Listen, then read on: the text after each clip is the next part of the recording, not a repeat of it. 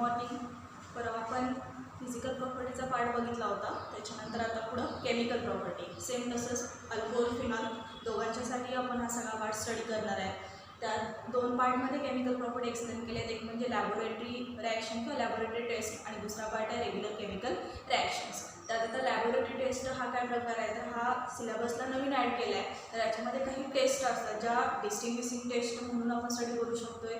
Even आपल्याला जर समजा primary secondary tertiary alcohol identify करायचं असेल तरी आपल्याला त्या टेस्ट घ्यावे लागतील. म्हणजे जसं तुम्ही प्रॅक्टिकलला करताना माणूस सेम तसंच याच्यामध्ये ते एक्सप्लेनेशन दिलं आहे. आता जसं प्रॅक्टिकलला तुम्ही एखादी रिॲक्शन करून त्याच्यावरून तुम्ही जे काय असेल ते कन्फर्मेटेड टेस्ट देऊन तुम्ही काय असेल ते कन्फर्म सांगताय की हा मेंबर आहे किंवा हा फंक्शनल ग्रुप आहे. तसंच सेम आता केमिकल रिॲक्टिव्हिटीलाही त्या रिॲक्शन त्यांनी ॲड केले.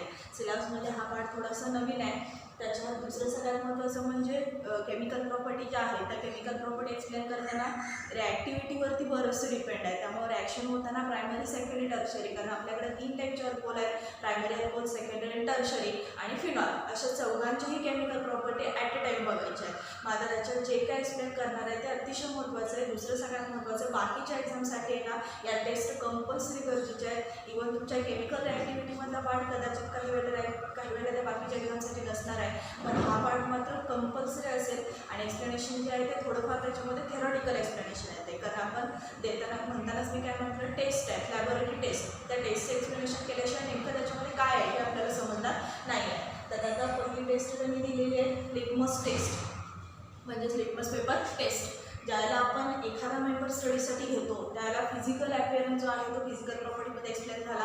पण ज्याला केमिकल ॲक्टिव्हिटी स्टार्ट करते म्हणून ज्याला अर्थसर्कसवरती जेवढे का organic compound, inorganic compound even compound स्टेटला जे पण आहेत त्यांच्याकडं एक तर एक ॲसिडिक कॅरेक्टर असतं, दुसरं बेसिक कॅरेक्टर, नसेल तर तो न्यूट्रल मेंबर असतो. मग ज्यावेळेला आपण एखादी केमिकल रिॲक्शन स्टार्ट करणार त्याच्या आधी हे त्याचं नेचर कन्फर्म व्हायला पाहिजे की तो ॲसिड आहे का बेस आहे. कारण असं शक्यतो नसतं की हा जरा कंपाऊंड घेतलं आणि रिॲक्शनला स्टार्ट केलं मग ते ॲसिड असते किंवा बेस असते त्याची रिॲक्शन मिळते. रिॲक्शन हा मिळणार आहे. ॲसिड असेल तर ॲसिडिक प्रॉपर्टी काय असेल तर तो बेसिक बरोबर ट्रीट होईल, बेसिक रिॲक्शन देईल. समजा तो बेस असेल, बेसबरोबर ट्रीट करायला गेलो तर रिॲक्शन देणार नाही. तर त्याच्यासाठी म्हणून आपल्याला आधी हे समजलं पाहिजे की त्याचं बिहेवियर काय आहे. आणि थोडक्यात बिहेवियरसाठी हा पहिला टेस्ट आहे असं म्हणायला हरकत नाही आहे. त्याच्यामध्ये 2 कंपाऊंड आपण बघणार आहे, अल्कोहोल आणि फिनॉल. कंबाईनमध्ये केमिकल प्रॉपर्टी स्टडी करणार आहे. त्यात पहिली केमिकल टेस्ट त्यांनी दिलेली आहे लिटमस पेपर टेस्ट. ही टेस्ट जी आहे ती जनरली आपण बऱ्याचशा प्रॅक्टिकलच्या वेळेला ही टेस्ट करतो आणि पुढं मग ज्या काय असतील त्या बाकीच्या टेस्ट करायला स्टार्ट करतो आहे. त्यात आता लिटमस पेपर टेस्ट म्हणजे काय तर सोल्युशन जे आहे ते सोल्युशन क्लिअर सोल्युशन अल्कोहोल आणि फिनॉल हे दोन्ही सोल्युशन जे आहे ते 2 बीकरमध्ये घ्या. त्याच्यामध्ये लिटमस पेपर जो आहे तो ड्रॉप करा. लिटमस पेपर ड्रॉप केल्यानंतर त्या पेपरमध्ये कलर चेंजेस असतात. ऑलरेडी हे तुम्हाला माहिती आहे कारण 10वीपर्यंतच्या ह्याच्यामध्ये थोडंसं ते आलं होतं. आता परत एकदा तो डायरेक्ट रिॲक्शन म्हणून आपल्याला किंवा डायरेक्ट टेस्ट म्हणून आपण ते सांगणार आहे. तर ज्यावेळेला आपण लिटमस पेपर ड्रॉप करतो त्यावेळेला लिटमस पेपरमध्ये 2 चेंज मिळतील. एक म्हणजे litmus paper red to blue होईल, नसेल तर ब्ल्यू टू रेड होईल. दोन्ही प्रकारचे चेंजेस जे आहेत ते एकाचं कॅरेक्टर ॲसिडिक कॅरेक्टर असेल, दुसऱ्याचं कॅरेक्टर बेसिक असेल. समजा रेड टू ब्ल्यू झाला तर ॲसिडिक बिहेवियर असेल, ब्ल्यू टू रेड झाला तर बेसिक कॅरेक्टर असेल. मग आता रेड टू ब्ल्यू झाला तर बेसिक कॅरेक्टर असेल आणि ब्ल्यू टू रेड झाला तर ॲसिडिक कॅरेक्टर असेल. मग आता हे आयडेंटिफाय करायचं असेल तर आपल्याला फक्त बीकरमध्ये कंपाऊंड घेऊन चालणार नाही. म्हणजे आपल्याला ते कंपाऊंड घेऊन त्याच्यामध्ये लिटमस पेपर ड्रॉप करून झालेले चेंज आहेत एक्सप्लेन केले तर आपल्याला कळेल की हा कंपाऊंड काय आहे. तर त्याच्यात त्यांनी अल्कोहोल आणि फिनॉल 2 बीकर घेतल्या. दोन्ही बीकरमध्ये लिटमस पेपर ड्रॉप केला. ज्यावेळेला अल्कोहोलच्या बीकरमध्ये लिटमस पेपर ड्रॉप केला त्यावेळेला त्याच्यामध्ये कुठल्याही प्रकारचा चेंज मिळाला नाही, म्हणजे नो कलर चेंज. म्हणजेच याचा अर्थ ते ॲसिडिक पण नाही आहे आणि बेसिक पण नाही आहे. म्हणजे कंपाऊंड कसं असणार आहे न्यूट्रल. कारण आपल्याला हेही माहिती आहे की ॲसिड बेस कॅरेक्टर नसेल तर डायरेक्ट आपण त्याला कुठली फॅमिली देतो न्यूट्रल. त्यामुळे अल्कोहोल जे आहे ते काय न्यूट्रल कंपाऊंड आहे. दुसरं सगळ्यात महत्त्वाचं म्हणजे ज्यावेळेला फिनॉलची बीकर घेतली त्या फिनॉलच्या बीकरमध्ये ज्यावेळेला आपण लिटमस पेपर ड्रॉप केला त्यावेळेला ब्ल्यू लिटमस पेपर जो आहे तो कसा झाला रेड कलरचा झाला. मग blue to red colour change असेल पण आत्ताच काय सांगितलं तुम्हाला ॲसिडिक बिहेवियर असते. म्हणजे याचा अर्थ फिनॉलचं बिहेवियर जे आहे ते कसं आहे ॲसिडिक. आता राहिला प्रश्न हा वळाला की आपल्याकडं आर्नियस कन्सेप्ट होती. हे सगळं व्यवस्थित ऐकायचं. ज्याला आपण आर्नियसच्या कन्सेप्टला ॲसिड बेसची डेफिनेशन सांगितली होती त्याला ही डेफिनेशन सांगितली होती. The acid which gives H+ ion बरोबर and the base which gives OH- ion. मग आता असा विचार नक्कीच येणार डोक्यात कारण अल्कोहोल म्हटलं की फंक्शनल ग्रुप येते ROH बरोबर OH ग्रुप आला आणि फिनॉल म्हटलं की येतोय AR-OH. दोन्हीकडेही OH ग्रुप आहे, म्हणजे दोघांचेही कॅरेक्टर स्ट्रक्चरल फॉर्म्युलावरून आपल्याला सांगता आलं असतं की ते काय आहे, बेस आहे. पण तसं झालेलं नाही आहे, कारण पहिला मेंबर बघितला, लिटमसवर ड्रॉप केला, नो कलरचे, डायरेक्टली त्याने न्यूट्रलिटी दिली. दुसरा मेंबर घेतला, ज्या लिटमसवर ब्ल्यू लिटमस पेपरचा आहे तो ड्रॉप केला, रेड झाला, याचा अर्थ काय झालं, ॲसिडिक कॅरेक्टर मिळालं. म्हणजे बाळांनो त्याच्याकडे OH ग्रुप असून सुद्धा तो बेसिक कॅरेक्टर दोन्हीचे दोन्ही मेंबर दाखवत नाही. म्हणजे याचा अर्थ दिलेल्या स्ट्रक्चरल फॉर्म्युलावरून आपण ॲसिड आणि बेस हे सेपरेशन करू शकत नाही. समजलं? म्हणजे ज्याला आपण तर टेस्ट घेणार त्यावरून आपल्याला हे आयडेंटिफाय होणार तो ॲसिड आहे का बेस आहे. समोर दिले विकर म्हणून आपण ते करणार आहे असा प्रकार नाही आहे. दुसरं एक सगळ्यात महत्त्वाचं, बऱ्याच वेळेला ॲसिड आणि बेस जे आहेत ते टेस्टवरून पण आयडेंटिफाय केले जातात. पण आता आपलं चाललंय ते केमिकल कंपाऊंड्स आहेत बघा, हे बॉडीमध्ये घेता येणं शक्य नाही आहे. म्हणजे आपल्याला जेवढ्या शक्य असेल तेवढ्या बाकीच्या पर्पजने त्या टेस्ट केल्या पाहिजे. आणि त्यातली ही एक पहिली बेस्ट टेस्ट आहे असं म्हणायला हरकत नाही, ज्याच्यामध्ये ॲसिड आणि बेस सेपरेशन होईल. म्हणजे अल्कोहोल जो आहे तो काय झाला, न्यूट्रल कंपाऊंड झाला आणि फिनॉलचं बिहेवियर कसं मिळाला, ॲसिडिक. आता तो ॲसिड जो आहे तो ॲसिड स्ट्रॉंग आहे, वीक आहे किंवा आणि काय आहे, कशा पद्धतीचा ॲसिड आहे तेही सांगणं गरजेचं आहे. तर ॲसिडिक कॅरेक्टर म्हटलं की आपलं आधीच असते हा ॲसिड, बरोबर. ते स्ट्रॉंग आहे का वीक आहे, कशा पद्धतीने ती मिळणार किंवा रिॲक्टिव्हिटी काय असणार ते तर पुढच्या रिॲक्शनमध्ये सांगितले. ही झाली त्यातली पहिली केमिकल टेस्ट. दुसरी टेस्ट त्यांनी सांगितली रिॲक्शन विथ बेस. कारण जर ॲसिडिक कॅरेक्टर असेल तर आपण बेसबरोबर ट्रीट करू शकतो 100%. कारण आपल्याकडे जुनीच कन्सेप्ट आहे, आर्एनएचचीच कन्सेप्ट आहे, ज्याला आपण ॲसिड घेतलं तर ॲसिड बेसला न्यूट्रलाइज करतं आणि बेस घेतलं तर ॲसिडला न्यूट्रलाइज करतं. कन्फर्म माहिती आहे. त्यामुळे तसं असेल तर आपल्याकडं जे मिळालेलं कंपाऊंड ॲसिड आहे म्हणून सांगायला लागलो आहे त्याची बाजून बेसबरोबर रिॲक्शन झालीच पाहिजे. जर ते ॲसिड असेल तर 100% बेसबरोबर ट्रीट होईल. म्हणजे कन्फर्मेशनसाठी म्हणून आपण काय करणार आहे, दुसरी रिॲक्शन बघणार आहे. तर ॲसिड आहे बोलू लागलो आहे, नुसतंच लिटमस पेपर, कारण पेपर आहे, चेंज दाखवायला काय वेळेला काय दाखवणार नाही. असं जर झालं तर त्याच्यावरती कोण म्हणजे सहजासाठी कोण त्याच्यावरती फर्स्ट होणार नाही आहे. म्हणजे याचा अर्थ आपल्याला कन्फर्मेशनसाठी काय असेल ना बेसबरोबर ट्रीट करून बघितलं पाहिजे. राहिला प्रश्न न्यूट्रल कंपाऊंड अल्कोहोलचा. अल्कोहोल काय न्यूट्रल आहे, न्यूट्रल आहे, त्यामुळे त्याचा काही प्रश्नच नाही, तो तसाच राहील. फक्त आपल्याला बघायचं काय ॲसिडिक बिहेवियर याचं ते कसं आहे. त्या सगळ्यात महत्त्वाचं म्हणजे ॲसिडिक कॅरेक्टर आहे ती स्ट्रॉंग आहे का वीक आहे. मुळात जर अल्कोहोलकडं OH ग्रुप असेल आणि तो न्यूट्रलिटी दाखवत असेल आणि फिनॉलकडेही OH ग्रुप असून तो ॲसिडिक दाखवत असेल तर थोडंसं हे लक्षात आलं असेल बाळांनो की जे ॲसिड असणार आहे ते कार्बोक्सिलिक ॲसिडसारखं तरी नसणार आहे. म्हणजे थोडंसं काय राहणार, वीक राहणार. कारण त्या फॅमिलीच्या खालोखाल याचा नंबर लागेल, पण त्याच्यासारखं स्ट्रॉंग बिहेवियर याचा असेलच असं काही नाही, कारण ती स्पेशल फॅमिली आहे. आणि जर तसं असतं तर फिनॉल बाळांनो या चॅप्टरला नसता, तो फिनॉल मेंबर जो आहे तो पुढच्या चॅप्टरला म्हणजे कार्बोक्सिलिक ॲसिडच्या सेलेला असता, बरोबर. दुसरं सगळ्यात महत्त्वाचं, परवा शिकवताना एक शब्द आला होता फिजिकल प्रॉपर्टीमध्ये, त्याला मी त्याला अंडरलाईन केलं होतं आणि तुम्हाला परफेक्ट करा म्हणून सांगितलं होतं. फिनॉलचं दुसरं एक नेम आहे कार्बोलिक ॲसिड. मग आता कार्बोक्सिलिक ॲसिड आणि कार्बोलिक ॲसिड याच्यात मला खूप मोठा डिफरन्स आहे. कारण ॲसिड म्हटलं की COH फंक्शन ग्रुप पाहिजे, याच्याकडे तर नाहीच आहे, याच्याकडे फक्त काय OH आहे. म्हणजे याचं ॲसिडिक बिहेवियर थोडंसं काय असणार, वीक असणार, हे गृहीत धरूया. आणि वीक बिहेवियर आहे का नाही का स्ट्रॉंग आहे त्या तर ॲक्टिव्हिटीवरती समजेल. समजा हा एखाद्या वीक बेसबरोबर ट्रीट केला तर याने रिॲक्शन द्यायला पाहिजे, स्ट्रॉंग बेसबरोबर ट्रीट केला तर रिॲक्शन द्यायला पाहिजे. तर याचं बिहेवियर जे आहे फिनॉलचं बाळांनो ते थोडंसं वीक आहे. समजा आपण फिनॉल मेंबर घेतला AROH प्लस त्याच्यामध्ये जर NaHCO3 टाकला, सोडियम बायकार्बोनेट, तर हा रिॲक्शनच देत नाही. हा जो बेस आहे आपला हा थोडासा कसा आहे, वीक बेस आहे. रिॲक्शन घेतला तर रिॲक्शन बघितला तर नो रिॲक्शन, सरळ सरळ दिले बाळगो की रिॲक्शन देणार नाही, रिॲक्शन होणार नाही. आणि सिंपल आहे, ॲसिडच वीक असेल, जर त्याच्यात बेस पण वीक टाकला तर असं होणारच आहे, रिॲक्शन होणारच नाही. जर तुमचं ॲसिड वीक असेल, जर त्याचा स्ट्रॉंग बेस ॲड केला तर कदाचित एखाद्या वेळेस रिॲक्शन होऊ शकते. हां, होणारी reaction stable, unstable, PPT, gaseous state हा नंतरचा पार्ट राहिला. पण रिॲक्टिव्हिटीसाठी दोन्ही पण मेंबर वीक जर पडले तर रिॲक्शन होणारच नाही 100%. म्हणजे याचा अर्थ फिनॉल जो आहे तो कसा आहे मेंबर आहे, वीक ॲसिडिक मेंबर आहे, हे कन्फर्म झालं. आता एवढ्यावरून थांबणार नाही, अजून पुढे सांगायचं आहे. म्हणजे एवढं तरी कळालं असेल. समजा वीक बेस टाकला, जर ॲसिड आपलं स्ट्रॉंग असतं तर 100% रिॲक्शन दिली असते.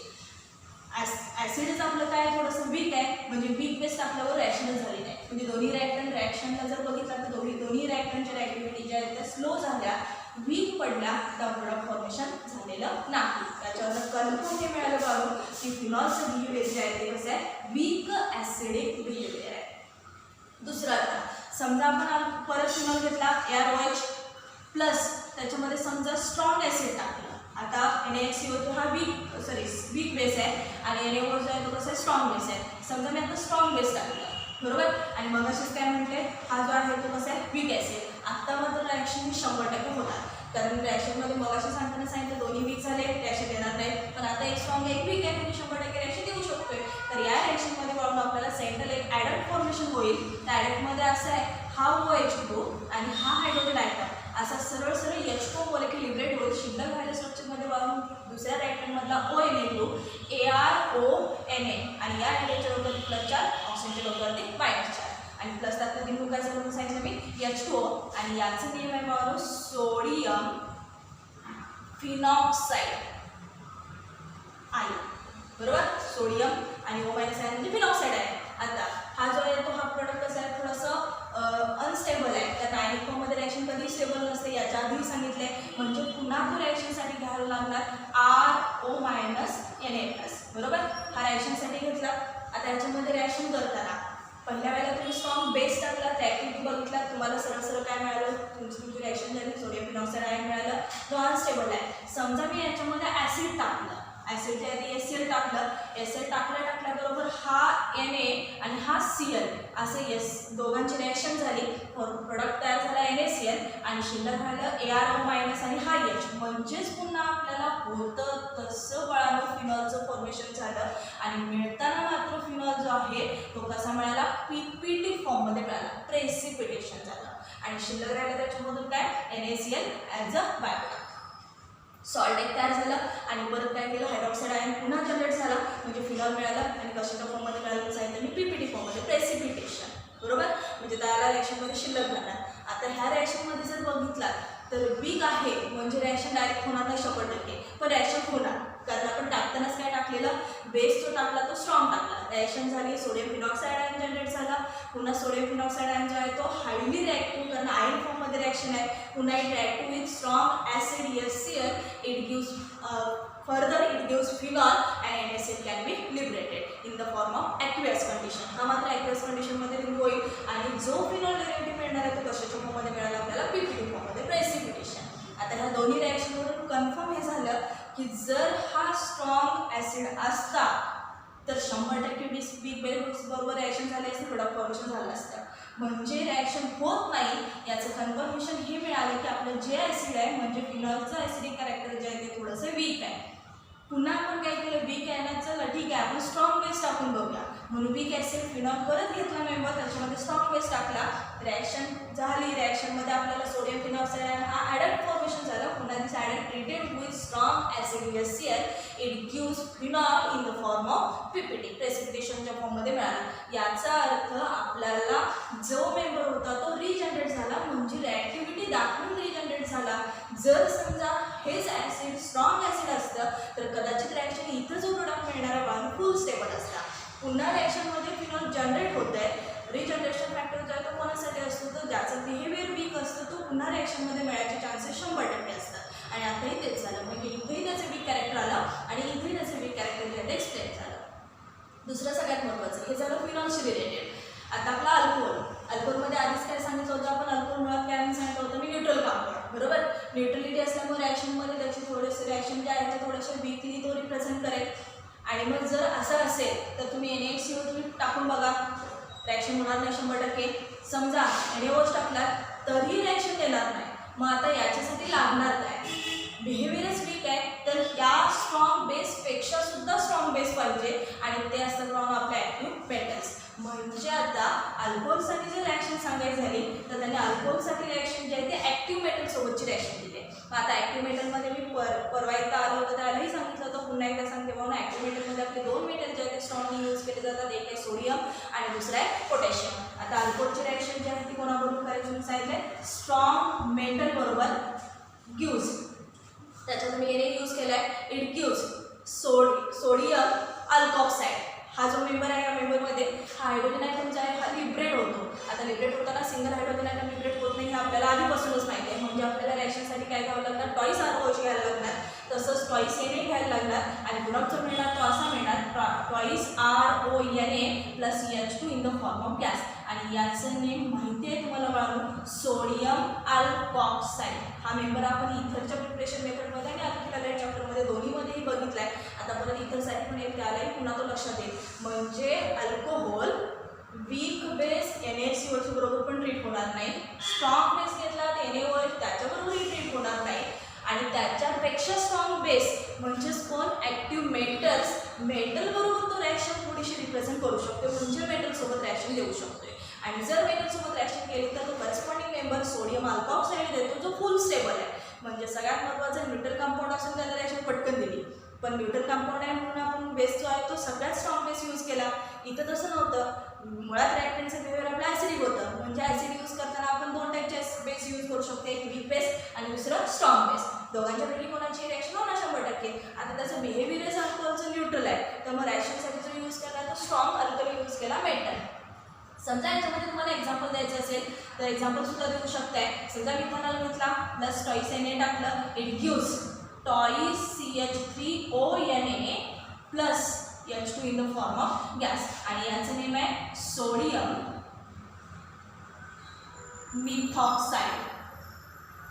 पेरेंट कोण आहे त्याच्यामध्ये मिथेन, सरळ त्याला ऑक्साईड फॉर्मेशन म्हणू शकता, त्यामुळे सोडियम मिथॉक्साईड. म्हणजे ह्या तिन्ही पॉईंटवरून हे क्लिअर झालं, जर अल्कोहोलचं बिहेवियर न्यूट्रल असेल तर तो स्ट्रॉंगमधल्या स्ट्रॉंग अल्कलीसोबत ट्रीट होणार, तर स्ट्रॉंग अल्कली आहेत मेटल, ॲक्टिव्ह मेटल, त्यात सोडियम आणि पोटॅशियम घेऊ शकतात, करस्पॉन्डिंग मेंबर मिळेल. जर समजा त्या कंपाऊंडचं बिहेवियर वीक ॲसिड असेल तर तो ट्रीट होता स्ट्रॉंग बेसवर ट्रीट होईल, सिंगल ॲडक देईल, पुन्हा ॲडक रिॲक्ट केला की तुमचा होता जसा ओरिजिनल रिॲक्टंट तुम्हाला जाणवत होईल. म्हणजे ह्या सगळ्या ह्याच्यावरून अल्कोहोल आणि फिनॉल याचं ॲसिडिक बिहेवियर जे आहे किंवा न्यूट्रलिटी जी आहे ती थोडीशी कन्फर्म झाली. त्या रिॲक्शन जे आहे ते रिॲक्शन अशा येते. मग एक्सप्लेन करताना किंवा जे काय असेल ते मी सगळं सांगितलं आहे. यात विचारताना क्वेश्चन तुम्हाला बाकीच्या एक्झामसाठी जसे क्वेश्चन विचारणार तसे मी क्वेश्चन टाकणार आहे. त्या पद्धतीचे क्वेश्चन जे आहेत ते बऱ्याच वेळेला येतात, ते व्यवस्थित थोडंसं सॉल्व करा. थेरॉटिकल पार्ट आहे ते सगळ्यात कन्सेप्ट क्लिअर असल्या पाहिजे, म्हणजे तुम्ही त्याच्यामध्ये मेंबरची ॲक्टिव्हिटी किंवा जे काय एक्सप्लेन करायला सांगितले किंवा जे विचारले ते सहज समजेल जर कन्सेप्ट क्लिअर असेल तर. हा पार्ट झाला रिॲक्टिव्हिटीचा ॲसिड आणि बेस. त्याच्यानंतर आता दुसरा एक छोटासा पॉईंट त्याच्यामध्ये दिला आहे, जर आपल्याकडं अल्कोहोल आणि फिनॉल हे दोन्ही मेंबर दिले तर आपल्याला त्याच्यात अल्कोहोल कुठला आहे आणि फिनॉल कुठला आहे याचं डिस्टिंग्विशिंग पण आलं पाहिजे. म्हणजे फक्त ॲसिड आहे बेस आहे हे झालं, लिटमस पेपर टेस्ट घेतली, त्याच्यानंतर बेसवर रिॲक्शन केली, त्याच्यावरनं बऱ्यापैकी बिहेवियर समोर आलं. आता तिसरी टेस्ट जी आहे ती अतिशय महत्त्वाची आहे, तिसरी आणि चौथी ह्या दोन्ही टेस्ट ज्या आहेत त्या डिस्टिंग्विशिंगसाठी दिल्या. आता जर आपल्याकडं बीकरमध्ये सोल्युशन दिलं अल्कोहोल आणि फिनॉल, 2 बीकरमध्ये 2 सोल्युशन दिले, दोघांच्याकडे स्ट्रक्चरल फॉर्म्युलामध्ये वाढून ओवायचे आहे, म्हणजे असं थोडीच होणार आहे बीकरमध्ये आपल्याला ओच दिसायला लागला आहे, बेन्झिन रिंग दिसायला लागले, असं चुकून बनवणार नाही. म्हणजे दोन्ही रिॲक्शनसाठी जे काही रिॲक्टंट किंवा दोन्ही बीकरमध्ये जे मेंबर दिले ते मेंबर कदाचित काय असणार ॲक्वायर्ड सोल्युशन असतील, म्हणजे वॉटरमध्ये तयार केलेले सोल्युशन असतील आणि ते ॲक्वायर्ड सोल्युशन क्लिअर सोल्युशन असतील. मग आता ओळखायचं कसं की अल्कोहोल कुठला आणि फिनॉल कुठला, असं तर होणार नाही. टेस्ट करून बघूया, बरोबर ना. म्हणजे आपल्याला पुन्हा केमिकलीच काय असेल ते डिस्टिंग्विश करायला पाहिजे. त्याच्यासाठी त्यांनी एक केमिकल टेस्ट म्हणून दिली आहे, अतिशय महत्त्वाची आहे. तर त्याच्यात समजा दोन्ही बीकर घेतला तुम्ही, तिसरी लॅबोरेटरी टेस्ट असं म्हणू शकताय. त्याच्यामध्ये कॅरेक्टरिस्टिक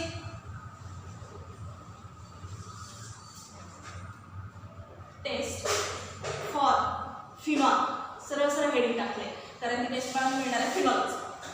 2 बीकरमध्ये 2 सोल्युशन घेतले, एकात अल्कोहोल घेतलं एकात फिनॉल घेतला, आणि समजा विचारलं तुम्हाला की हां अल्कोहोल कुठला आणि फिनॉल कुठला, लिटमस पेपरनं आपण दाखवलं, हां लिटमस पेपर ड्रॉप केल्यानंतर चेंजिंग फॅक्टर कळाला, एका कलर चेंज झाला नाही तो अल्कोहोल म्हणून सांगितलं, दुसरा कलर चेंज झाला तो फिनॉल म्हणून सांगितलं. पण आता पुढचा प्रश्न हा आहे की समजा लिटमस पेपरनं टेस्ट नाही करायचे, पेपर नाही आपल्याकडे कन्सिडर करू शकताय, तर आपल्याला अल्कोहोल आणि फिनॉल आयडेंटिफाय करता आले पाहिजे, बरोबर ना. कारण नेहमीच काय पेपर उपलब्ध होणार असं काय पण नाही, तर त्याच्यासाठी त्यांनी ना aqueous ferric chloride solution use केलं आहे. समजा आता मी रिॲक्शन डायरेक्ट लिहिणार आणि पुन्हा एक्सप्लेनेशन देते. समजा आपल्याकडं ROH आहे, फिनॉल डेरिव्हेटिव्ह आहे FeCl3, आणि घेताना कसं घेतलं आहे ॲक्वियस फेरिक क्लोराईड असं त्याचं नेम आहे बघा.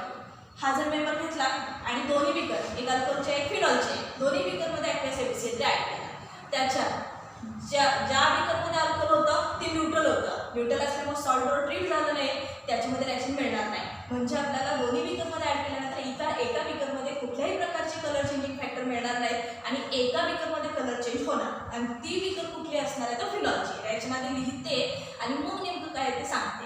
आता याच्यात जर बघितला तर तुमचा जो फिनॉल मेंबर आहे तो FeCl3 बरोबर ट्रीट होतोय. जर पुढे बघितला तर Cl3 जे आहे ते 3 टाइम्स आहे. म्हणजे आपण याच्यातनं हायड्रोजन आयटम रिमूव्ह करायचं असेल तर आपल्याला थाईस मॉलिक्यूल रिमूव्ह घ्यायला पाहिजे. म्हणजेच रिॲक्शन थाईस ArOH ला कंप्लीट होणार. म्हणजे ArO मायनस, बरोबर. आणि याच्यातला Fe जो आहे तो +3 चार्जवाला मेंबर आहे. तेव्हा +3 कंबाईन करायचं असेल तर हे आयटम आपल्याला काय लागणार 3 टाइम्स आणि Fe. जसं आपली हायड्रोबोरेशन ऑक्सिडेशन रिॲक्शन होती बघा बोरॉनसाठी +3 चार्जवाली, सेम तशीच रिॲक्शन आहे. म्हणजे Feच्या डोक्यावरती +3 चार्ज असते, +3 बॅलन्स करायचं असेल तर -3 लागणार. म्हणजेच 3 टाइम्स काय लागणार आपलं फिनॉल मेंबर लागणार. आणि शिल्लक राहिलं काय हे थायसीएल आणि थायसीएल असं थायसीएल ॲज अ बायप्रोडक्ट. त्या रिॲक्शनमध्ये समजा मी एक्झाम्पल टाकून सुद्धा तुम्हाला देते. समजा आता इतर मागच्या रिॲक्शनला मी फक्त एअर टाकलं तर मला फिनॉल मेंबरच आहे. समजा C6H5OH म्हणजे बेन्झीन फिनॉलला, बरोबर, plus FeCl3 use C6H5O 3 times Fe plus thighs HCl. आता हा जो मेंबर मिळाला ह्या मेंबरला कलर चेंजिंग फॅक्टर आहे. मी आधी सांगताना काय सांगितलं तुम्हाला, दोन्ही बीकर घेतला, दोन्ही बीकर कलरलेस असते. दोन्ही बीकरमध्ये या ॲक्वस FeCl3 म्हणजे सॉल्ट आहे सॉल्ट ॲड करा. त्याच्यात हे सॉल्ट ॲड केल्यानंतर आपल्याला 3 कलरेशन मिळतात. एक म्हणजे पर्पल कलर मिळेल, नसेल तर व्हायलेट कलर एक मिळेल, नसेल तर थोडासा ग्रीन कलर मिळेल. म्हणजे पर्पल कलर, व्हायलेट कलर या ग्रीन कलर यालाच बोललं जातं म्हणून डीप कलरेशन. म्हणजे कलर चेंजिंग फॅक्टर हा 100% मिळणार. ज्याच्यात कलर चेंज होणार तो मेंबर काय असणार फिनॉल, ज्याच्यात कलर चेंज होणार नाही तो मेंबर काय असणार अल्कोहोल. आता उलट पुन्हा सांगते मी, अल्कोहोलमध्ये कलर चेंज होणार नाही. का होणार नाही? कारण आपण सॉल्ट ॲड केलं आहे. म्हणजे किती डीपली रिॲक्शन सांगितले, प्रत्येक पॉईंटमध्ये वेगळं काय काय आहे. अल्कोहोल आपलं मुळात कसं आहे न्यूट्रल आहे, बरोबर. न्यूट्रल असल्यामुळे तुम्ही त्याच्यामध्ये ॲसिड ॲड करा, बेस ॲड करा, इव्हन सॉल्ट ॲड करा, त्याच्यावरती कुठल्याही प्रकारचा इफेक्ट मिळणार नाही. समजा त्यातल्या त्या स्ट्रॉंग ॲक्टिव्हिटीज एखादा मेंबर तुम्ही ॲड केला तर मात्र कदाचित एखाद्या वेळेस रिॲक्शन देऊ शकते. पण न्यूट्रल कंपाऊंड जे आहे ते शक्यतो कुठल्याही साईडला टर्न होत नाही. म्हणजे अल्कोहोल हा कलर चेंज देणार नाही. म्हणजे अल्कोहोलची बीकर आहे अशी कलरलेस नाही. राहिला प्रश्न फिनॉल ज्या बीकरमध्ये होता त्या बीकरमध्ये मात्र आपल्याला काय मिळालं म्हणून सांगितलं मी डीप कलरेशन. त्या कलरमध्ये तुम्हाला एक पर्पल कलर मिळेल, नसेल तर थोडंसं व्हायलेट शेड येईल, नसेल तर ग्रीन शेड येईल. मग आता हे कलर चेंजिंग फॅक्टर कसा काय झाला? कारण आपल्या फिनॉलचं बिहेवियर जे होतं ते म्हणून वीक ॲसिड होतं. म्हणजेच ॲसिड आहे सॉल्ट बरोबर सहज ट्रीट होऊ शकते. भलेही त्या ॲसिडचं बिहेवियर स्ट्रॉंग नाही आहे, वीक ॲसिड आहे, पण सॉल्ट बरोबर 100% ट्रीट होणार. कारण ॲसिड आणि सॉल्ट रिॲक्शन देऊ शकतात. रिॲक्शनमध्ये जो प्रोडक्ट मिळाला त्या प्रोडक्टला कलर चेंजिंग फॅक्टर आला आणि याच्यावरून सरळ आयडेंटिफाय होते म्हणून ज्या बीकरमध्ये कलर चेंज झाला किंवा ज्याला डीप कलरेशन आलं तो मेंबर फिनॉल राहील आणि ज्या बीकरमध्ये कलर चेंज झालेला नाही तो मेंबर मात्र अल्कोहोल राहील. कारण याच्या आधीच्या पॉईंटला आपण काय बघितलं, अल्कोहोल न्यूट्रल आहे, फिनॉल ॲसिड आहे आणि ॲसिड कसं आहे वीक ॲसिड. म्हणजे कन्फर्मच झालं की हा ॲसिडचं बिहेवियर जे आहे ते वीक ॲसिड आहे. समजलं. म्हणजे जरी दोन्ही बीकरमध्ये मेंबर दिले आणि आयडेंटिफाय करायला सांगितलं तर सरळ काय करायचं, फेरिक सॉल्ट त्याच्यात ॲड करायचं, निवांत थांबायचं.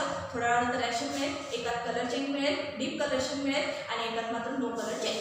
आणि त्याची नो कलर चेंज म्हणजे कोण आहे, कलर चेंज म्हणजे कोण आहे ते रिॲक्शन मी सांगितलं आहे. समजलं. ही रिॲक्शन अतिशय सिंपल आहे, पण बऱ्याच वेळा हा क्वेश्चन फिरून विचारला जातोय टेस्ट कुठली, टेस्टसाठी रिॲक्टंट काय यूज केला आहे, टेस्टमध्ये कुठले कलर आले, ती टेस्ट कुणासाठी होणार आहे आणि कोणासाठी झाली तर ती रिॲक्शन म्हणजे ज्याच्यासाठी होणार त्याच्यासाठी का होणार आणि अल्कोहोलसाठी रिॲक्शन का होणार नाही. कन्फर्म आपल्याकडे रिझन पाहिजे. ड्यू रिझनला पण क्वेश्चन असेल, ऑब्जेक्टिव्ह टाईपच्या पण क्वेश्चनमध्ये बऱ्याच वेळेला क्वेश्चन विचारले जातात, बऱ्याच वेळेला याच्यावरती वेगळ्या पद्धतीने क्वेश्चन विचारला जातात. कन्सेप्ट फक्त एकच आहे, हां ही रिॲक्शन होणार नाही, का होणार नाही, सगळे रिझन मी सांगितले. एकदा नाही 2 एक्सप्लेन केले, त्यावर रिॲक्शन व्यवस्थित बघा. समजलं.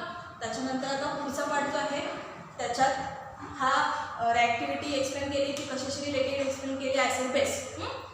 हे झालं अल्कोहोल फिनॉलचं कंबाईन एक्सप्लेनेशन. आता असाही एक छोटासा क्वेश्चन विचारला जाऊ शकतोय, बऱ्याच वेळेला तोही क्वेश्चन विचारतात. त्या क्वेश्चनमध्ये मात्र distinguishing test for primary secondary tertiary alcohol जसं आता अल्कोहोल फिनॉल डिस्टिंग्विश केलं ना, सेम तसंच आता काय असणार आहे, चौथी एक रिॲक्शन दिलेली आहे, चौथी एक टेस्ट दिलेली आहे त्यांनी, डिस्टिंग्विशिंग टेस्ट फॉर अल्कोहोल म्हणजेच प्रायमरी सेकंडरी टर्शियरी अल्कोहोल.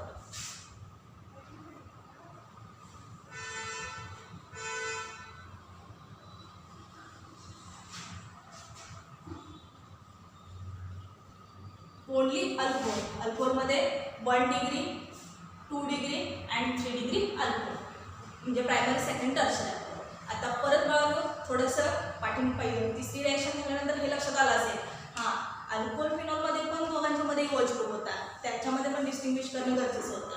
आता हेही लक्षात आलं असेल आपल्याकडे 3 टाईपचे अल्कोहोल आहेत, प्रायमरी अल्कोहोल, सेकंडरी अल्कोहोल आणि टर्शियरी अल्कोहोल. आता हे तिन्ही अल्कोहोल जे आहेत, ह्या तिन्ही अल्कोहोलमध्ये प्रायमरी कुठला, सेकंडरी कुठला, टर्शियरी कुठला, स्ट्रक्चरल फॉर्म्युला लिहिला काय प्रश्न नाही. स्ट्रक्चरल फॉर्म्युला लिहिला की आपल्याला कार्बन ॲटम आयडेंटिफाय होतात, म्हणजे 1 degree 2 degree 3 degree carbon atom directly आपण सांगू शकतो हा 1 डिग्री अल्कोहोल आहे, 2 डिग्री आहे, 3 डिग्री आहे, बरोबर. पण जर समजा 3 बीकर समोर ठेवल्या, एकात प्रायमरी अल्कोहोल ठेवले, दुसऱ्या सेकंडरी ठेवले, तिसऱ्या टर्शियरी ठेवले, आत्ता मात्र आयडेंटिफाय करताना प्रायमरी कुठलं, सेकंडरी कुठलं, टर्शियरी कुठलं, म्हणजे अगदी ब्रेनला अगदी 100% वर्किंग देणारा क्वेश्चन आहे. कारण मगाच्या एक पॉईंटमध्ये दोघांच्यामध्ये होत होतं, दोन्ही मेंबर सेपरेट करून दिले, हां असं असेल तर असं, असं असेल तर असं, बरोबर. आत्ताही तिन्ही अल्कोहोल जे आहेत तिघांच्याकडे OH ग्रुप आहे, बीकरमध्ये थोडीच दिसणार आहे. 1 डिग्री अल्कोहोल किंवा प्रायमरी अल्कोहोल म्हणजे पाठीमागे चेन दिसायला लागले, सेकंडरी अल्कोहोल म्हणजे दोन्ही बाजूला 2 अल्किल ब्रांचेस दिसाले, टर्शियरी म्हणजे तिन्ही बाजूला 3 अल्किल ब्रांचेस दिसाले आणि फंक्शनल ग्रुपला कार्बन ॲटम आहे, असं होणारच नाही बरोबर. म्हणजे याचा अर्थ तिन्ही बीकर समोर ठेवल्या तर आता आपल्याला केमिकली एक्सप्लेन केलं पाहिजे, हां ही पहिली बीकर प्रायमरीची आहे, ही सेकंडरीची आहे, ही टर्शियरीची आहे, किंवा जे काय असेल ते जशा ठेवल्या असतील बीकर तसं आपल्याला आयडेंटिफिकेशन करून आपल्याला ते जे काय असेल ते दिलं पाहिजे डिस्टिंग्विश करून. आणि त्याच्यासाठी काय केलं त्यांनी, ल्युकास रिएजंट नावाचा एक स्पेशल रिएजंट यूज केला म्हणून, त्या रिएक्शनला ना ल्युकास टेस्ट असं बोलतात. आणि टेस्टसाठी एक स्पेशल मेंबर यूज केला आहे HCl + ZnCl, हा मेंबर टाकून ती रिॲक्शन एक्सप्लेन केली. आता ह्या रिॲक्शनमध्ये प्रोडक्ट फॉर्मेशन त्याच्यावरती आपला फोकस नाही आहे, प्रोडक्ट काय मिळणार किंवा काय रिॲक्शन, जनरल रिॲक्शन देते हवं तुम्हाला. समजा ROH जनरल फॉर्ममध्ये रिॲक्शन येणार आहे, ROH प्लस ल्युकास रिएजंटमधला जो काय असतो तो HCl आपण ॲड करणार आहे त्याच्यात, in presence of ZnCl2 catalyst येतो, किंवा दोन्ही एकत्र ॲरोवरती लिहिला तरी चालेल, तुमची मर्जी. आता याच्यात मिळताना काय होते बघा, हा OH आणि हा H असा H2 बाहेर निघतोय, प्रोडक्ट मिळते RCl + H2O. आणि ही रिॲक्शन ऑलरेडी आपण बघितलेली आहे बघा, थोडंसं लक्षात आलं असेल, बघितलेली आहे. परत अजून थोडंसं पुढं पण आहे, पण पाठीमागे एका हॅलोजन डेरिव्हेटिव्हच्या पार्टला आपण ही एक रिॲक्शन बघितली होती. आता डेरिव्हेटिव्ह जे मिळालं ते काय मिळाले आपल्याला, अल्किल क्लोराईड, नीट ऐकायचा, अल्किल क्लोराईड. सांगताना मी काय सांगितलं, रिॲक्शनमध्ये प्रोडक्टवरती आपला फोकस नाही आहे, रिॲक्शनमध्ये आपल्याला काही कुठल्या प्रकारचं प्रिपरेशन करायला सांगितलेलं नाही, कुठल्याही प्रकारची केमिकल रिॲक्शन विचारलेली नाही, आपल्याला फिजिकली एक्सप्लेनेशन देता आलं पाहिजे. आणि जर तसं असेल तर तो अल्किल क्लोराईड मिळणं हे आपल्या रिॲक्शनमधलं नाही, आपल्याला आयडेंटिफाय झालं पाहिजे प्रायमरी आहे, सेकंडरी आहे, टर्शियरी आहे. तर त्यासाठी त्यांनी 3 कंडिशन दिले. त्यात पहिली कंडिशन दिली, समजा 3 डिग्री अल्कोहोल असेल, समजा 2 डिग्री अल्कोहोल असेल, आणि समजा 1 डिग्री अल्कोहोल असेल तर, बरोबर. कारण आपल्याला हे टर्बिडिटी म्हणजे सोल्युशन जे आहे ते धुसर बनतात. धुसर म्हणजे काय प्रकार आहे, समजा आपण एखादं क्लिअर सोल्युशन घेतलं आणि समजा त्याच्या किंवा पाण्याचं एक्झाम्पल घेऊ शकताय, समजा पावसाळ्यात नळाला आलेलं पाणी थोडंसं गढूळ असते, गढूळ कंडिशन जी आहे त्याला बोलतात टर्बिडिटी. म्हणजे आपल्याकडं मुळात काय असतं, अल्कोहोल म्हणण्याचं क्लिअर सोल्युशन मगाशी मी सांगितलं होतं, बरोबर. त्याच्या वेळेला आपण ल्युकास रिएजंट म्हणजे बघ HCl + ZnCl2 ॲड केल्यानंतर रिॲक्शन झाली, अल्किल क्लोराईड डेरिव्हेटिव्ह मिळाले. इथं आपण अल्कोहोल प्रायमरी घेतलं, सेकंडरी घेतलं, टर्शियरी घेतलं, तिन्ही टाईपचे अल्कोहोल होऊ शकते. तिन्ही टाईपचे अल्कोहोल घेतला तर 3 टाईपचे अल्किल हॅलाइड मिळतील. आपल्याला प्रोडक्ट्सची देणं घेणं नाही आहे, आपल्याला हे पाहिजे की त्या तिन्ही रिॲक्शन ह्या होतात, त्या तिन्ही रिॲक्शनमधला प्रायमरी, सेकंडरी, टर्शियरी अल्कोहोल कुठला, बरोबर. ज्या वेळेला तुम्ही 3 डिग्री अल्कोहोलमध्ये तुमचा रिएजंट ॲड कराल तर तो रिएजंट स्ट्रॉंग आणि फास्टली रिॲक्ट होईल आणि इट बिकम्स टर्बिड इन्स्टंटेनियसली. म्हणजे काय तर रिॲक्शनमध्ये ज्याला 3 डिग्रीची बीकर, समजा 3 बीकर घेतल्या, आता त्याच्यात आधी सांगायला नको पाहिजे, पण तुम्हाला समजेल मला काय म्हणायचं ते. समजा 3 डिग्री अल्कोहोलची विकर असेल, त्यात आपण काय केलं, लुकास रिएजंट टाकल्याबरोबर टर्बिडिटी इमिजिएटली आली, फास्ट आली. आणि जी टर्बिडिटी आहे ती सोल्युशन टाकायला चालू केल्याबरोबर रिॲक्शन व्हायला चालू झाली आणि टर्बो सोल्युशन फॉर्मेशन झालं. म्हणजे इन्स्टंटेनियस ते लगत पटकन चटकन असा अर्थ येऊ शकतंय. दुसऱ्या याच्यामध्ये मात्र काय झालं, ज्याच्यात सेकंड अल्कोहोल होता त्याच्यात मात्र कसं झालं, रिएजंट जो आहे तो थोडा टर्न होत गेला. म्हणजे टर्न्स रिएजंट स्लोली, म्हणजे टर्बिडिटी जी आहे ती कशी आली, थोडीशी स्लो टर्बिडिटी फॉर्मेशन झालं. आणि ज्याच्यात 1 डिग्री अल्कोहोल होतं बाळांनो, त्याला टर्बिडिटी फॉर्मेशन झालंच नाही. पण झालं नाही म्हणून लगेच आयडेंटिफाय झालं असं नाही. After heating it becomes turbid. म्हणजे थोडंसं हिट केल्याबरोबर टर्बिड फॉर्मेशन झालं. म्हणजे आपल्याकडे बाळांनो 3 कंडिशन आल्या, ज्याच्या सोल्युशन मी 3 बिकर समोर ठेवले. तिघांमध्ये मी पटपट मी काय ॲड केलं, लुकास रिएजंट ॲड केल्याबरोबर पहिल्या सेकंदाला जी रिॲक्शन झाली, टर्बिडिटी फॉर्मेशन झालं, ते असणार 3 डिग्री अल्कोहोल. ते असणार आहे 3 डिग्री अल्कोहोल.